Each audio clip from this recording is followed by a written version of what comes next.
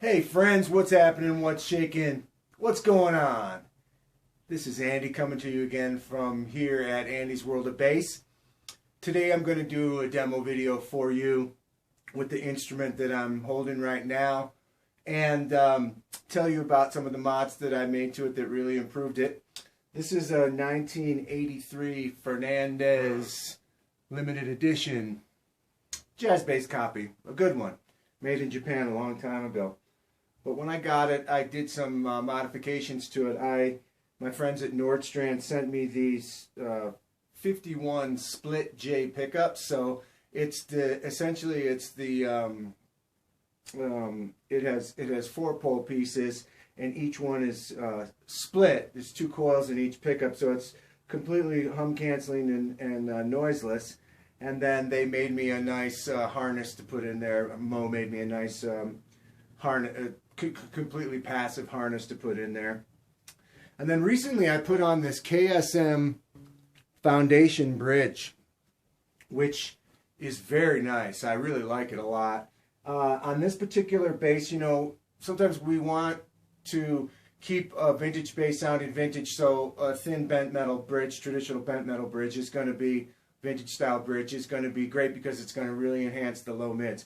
But this particular bass, for whatever reason, already had so much of that it wasn't as killer as it could be with the vintage bent metal on there. When I put the KSM Foundation on there, it tamed it down just enough to really change it and to make it, for me, a better fit. So the bridge can really make a difference, and in this case it changed it in a positive way because it toned down the abundance of aggressive low mid-range. Now of course it's a very tight and well made, tight tolerance machined bridge. It's lightweight, but yet it has a kind of a high mass stability. It's very tight.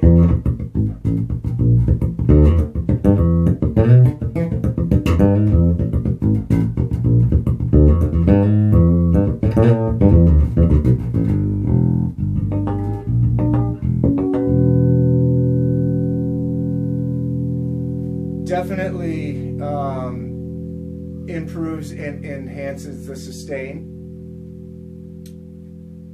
So it's a bridge that does what it's supposed to.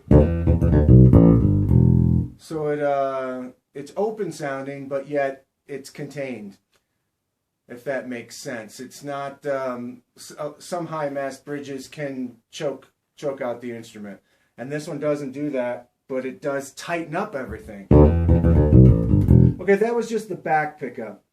Now let's do both pickups.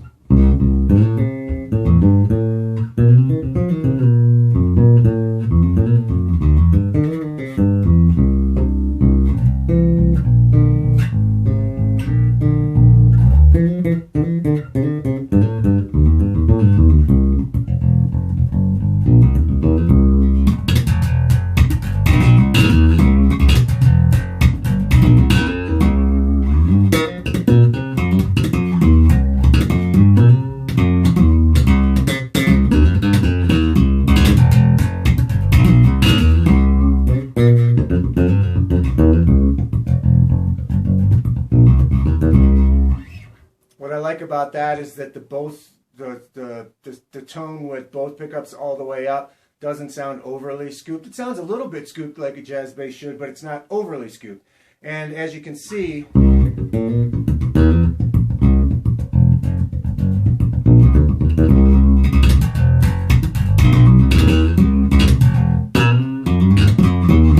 I can switch back and forth between fingers and slap, and I don't need to make any adjustment to the instrument. It sounds good with both techniques. I like that, and I need that.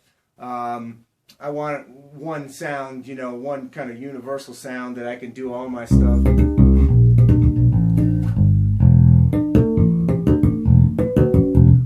harmonics.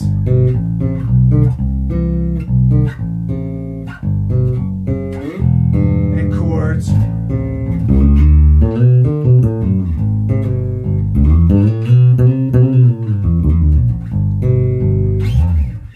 I can play quarterly, harmonic, slap, fingerstyle, palm mute, with both pickups turned all the way up. So that's kind of a cool thing. Now let's go to just the front pickup.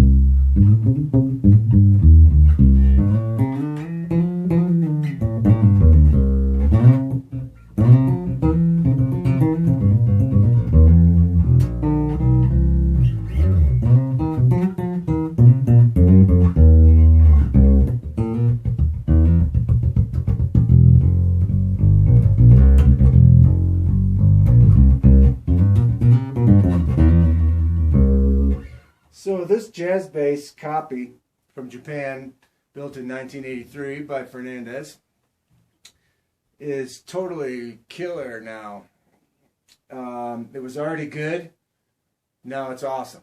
And the reason it's awesome is because I replaced the original electronics with the Nordstrand harness and the Nordstrand 51Split J pickups. I think they kind of sound like a P bass. You know, when you're just on the front pickup.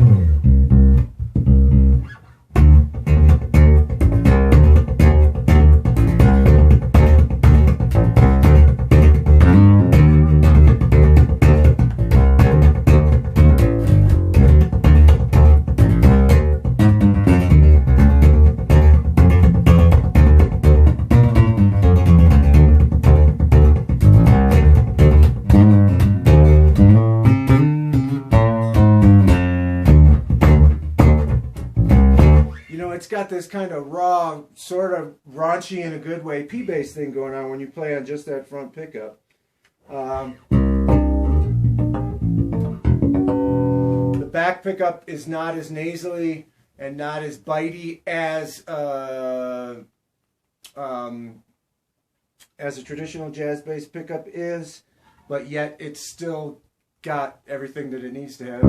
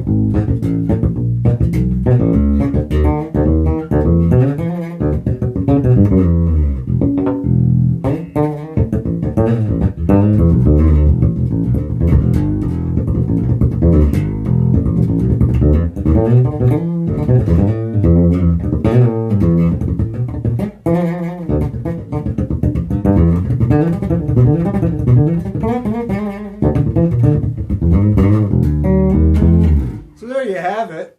There's a little demo with this old 1983 Fernandes and the KSM bridge. I've been meaning to do a demo and say some words about this bridge because it is really, really nice.